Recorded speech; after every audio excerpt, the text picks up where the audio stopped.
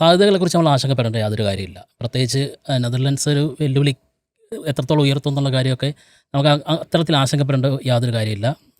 ചരിത്രം പരിശോധിക്കുകയാണെങ്കിലും അത്തരത്തിൽ ഒരു വെല്ലുവിളിയും ഇന്ത്യക്ക് ഉയർത്തിയിട്ടുള്ള ഒരു ടീമല്ല നെതർലൻഡ്സിനെ സംബന്ധിച്ച്. ഇന്ത്യ ഒടുവിൽ കളിച്ചത് 2022 T20 ലോകകപ്പിൽ കളിച്ചിട്ടുണ്ട്. അന്ന് ഇന്ത്യ 56 റൺസിനോ മറ്റോ ജയിച്ചിട്ടുണ്ട്. അത്തരത്തിൽ ആധികാരികമായിട്ടുള്ള ജയമാണ് നമ്മൾ കളിച്ചിട്ടുള്ളത്. അപ്പം പിന്നെ മത്സരത്തെ സംബന്ധിച്ച് പറയാം, മത്സരത്തിൻ്റെ ഫലവും ഒരു പ്രസക്തമായിട്ടുള്ളൊരു കാര്യമല്ല. ഇന്ത്യ ഓൾറെഡി ക്വാളിഫൈ ചെയ്തിരിക്കുന്നു. നെതർലൻഡ്സ് സംബന്ധിച്ച് കുറച്ചുകൂടി സാധ്യതകൾ നിലനിർത്താൻ ഈ വിജയം അനിവാര്യമാണെന്ന് തോന്നുന്നു. ആ ഗ്രൂപ്പിൻ്റെ ഘടനയെ സംബന്ധിച്ച് പറയുകയാണെങ്കിൽ തീർച്ചയായിട്ടും. പക്ഷേ നെതർലൻഡ്സ് ആത്മവിശ്വാസം അർപ്പിക്കുന്നത് ഏതാണ്ട് കഴിഞ്ഞ നേരത്തെ പറഞ്ഞ 2022 കളിയിൽ കളിച്ച 6 കളിക്കാർ ഈ ടീമിലും ഉണ്ട്, അവരുടെ ക്യാപ്റ്റനടക്കം. അപ്പോൾ അതുകൊണ്ട് അവരുടെ ഒരു പരിചയസമ്പത്ത്. പിന്നെ നെതർലൻഡ്സ് സംബന്ധിച്ച് പറയുകയാണെങ്കിൽ പാകിസ്ഥാനെതിരെ കാട്ടിയ ആ ഒരു വെല്ലുവിളി അവരുടെ ഒരു ഘട്ടത്തിൽ വിജയിക്കുമെന്നുള്ള തോന്നിപ്പിച്ചൊരു ഘട്ടമുണ്ട്. അപ്പോൾ അതൊക്കെയാണ് ആത്മവിശ്വാസം നൽകുന്നൊരു ഘടകം. പിന്നെ ഇന്ത്യയെ സംബന്ധിച്ച് പറയുകയാണെങ്കിൽ ഇന്ത്യക്ക് സ്വന്തം തട്ടകം കൂടിയാണ്.